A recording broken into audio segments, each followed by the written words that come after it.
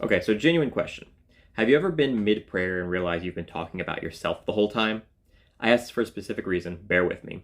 I'm doing Bible study. I'm going through the book of Lamentations right now. I'm in chapter 3. And something struck me going through it.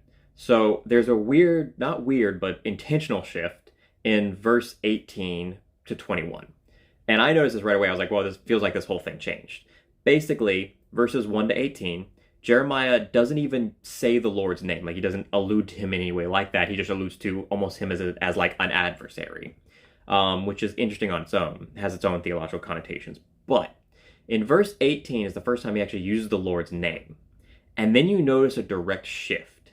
Because then in verse 21 is the verse where it says, "This I recall to my mind, therefore I have hope." First time in Lamentations, he's talking about having hope again.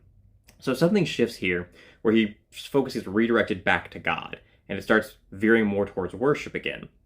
And see, I felt that this morning, and I've gone through that before, where in my own prayer, I caught myself kind of spiraling where I was basically just talking about myself and my problems and praying for God to fix all of them, which there's nothing wrong with asking God for help in your personal life. He wants to be a part of it. But I realized there was a staunch lack of worship there, where when you're praying, it's supposed to be like a direct connection to God, an actual conversation. You're supposed to leave room for Him to speak, but also understand who you're talking to and glorify Him. And I just realized that in this chapter, in chapter 3, I got to watch Jeremiah, the prophet, do that in real time. And he didn't scratch that out and be like, hold on, I gotta start over because I don't want them to catch me slipping. He left it in there. He left in the part where he spent all his time focused on his own problems, his own miseries, and then realized, I'm talking to God. I'm talking to my Father, to the Most High. And as long as I have Him, there will always be hope.